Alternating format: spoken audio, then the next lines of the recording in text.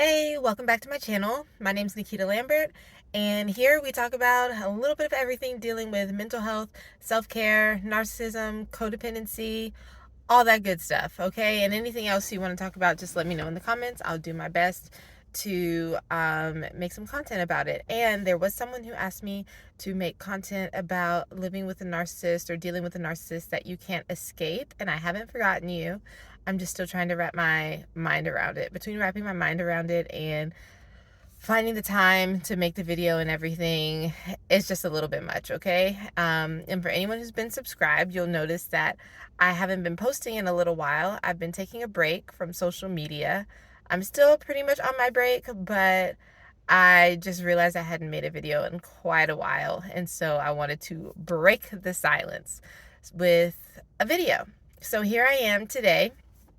And what I want to talk about is when doing the work looks like doing nothing, okay? And when I say doing the work, that's like a popular phrase that people use to talk about self-reflection and digging deeper, taking accountability, going to therapy, all these things just to become more self-aware and to become a better version of you. Doing the work, learning how to set boundaries and be assertive and things like that. And there's a lot of pressure to do the work and to be better. And sometimes it can be overwhelming, right? Like sometimes you're just depressed. And that's it. Sometimes life just sucks. Sometimes you just go to bed early every day for a week or a month and you feel like you aren't doing anything. And I can't remember if I shared this analogy in another video or not, but I wanted it to have its own video because if I said it before, it was probably like lost in the sauce somewhere. So this is the main point of the video, this story right here. Okay, you ready? When I was in labor with my son, yes, a labor story.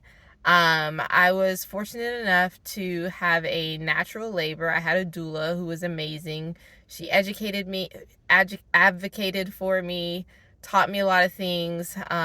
It was awesome. So I was able to understand the birthing process. But there was one point when I was laying in the bed and she was telling me I needed to get up and do squats. And I was like, I cannot. I had done squats earlier that day. I had done walking, all these things, but now I was just laying in the bed. And every time I moved, I would have a contraction. So sit up, contraction, put my legs over the bed, contraction, stand up, contraction, sit back down, contraction, lay down, contract. Like every time there was a movement, it was triggering a contraction and it sucked. That is a humongous understatement. So anyway, she's like, you need to do squats. What? There's no way. There's no way that I can get out of the bed and do this, okay? And so I just laid there. I laid there and I laid there. And my water hadn't broken, and so she was trying to, get that process going. But to the average person, it looked like I was doing nothing. And it felt like I was doing nothing, but I knew that what I was doing was gaining my strength and gathering my courage and my will. Because in my head, I knew I need to do the squats. I need to do the squats, but I don't have it in me. I don't have it in me. I can't do them, but I need to do them. And so the whole time I'm laying there, I'm enduring the pain, but I also have the goal of doing these squats. And so eventually I was able to get myself together. I got up, I did a couple sets, and maybe, I don't know, time is warpy when you're in labor, but maybe 20 minutes later my water breaks.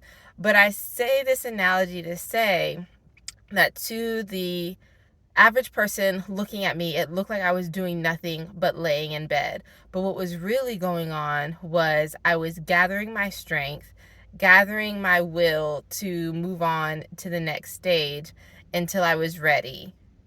And that's part of doing the work. That sometimes it might look like you're just going to bed. Sometimes it might just look like you're sitting around doing nothing and your house is filthy. But you could really just be gathering yourself, pulling it together, conserving your energy for a big push. Sometimes all you can do is hang on and not quit. And that's a big deal. And I don't think enough credit is given for that.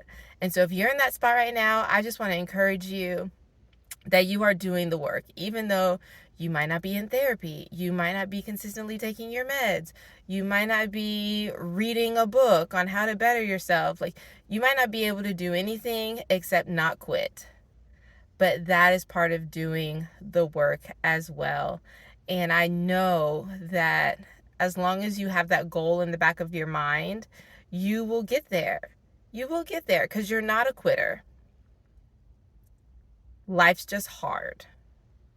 And so I wanted to put this out here because I know what it's like to feel like a loser, to feel like a failure, to feel like you're not even depressed the right way, right? Like, I'm not even, I don't know, how can you be depressed the wrong way? But if you're a perfectionist and you have low self-esteem, you find a way to fail at everything. You can make anything into a failable feat. But I wanted to let you know that you are not a failure, and sometimes doing nothing is doing the work.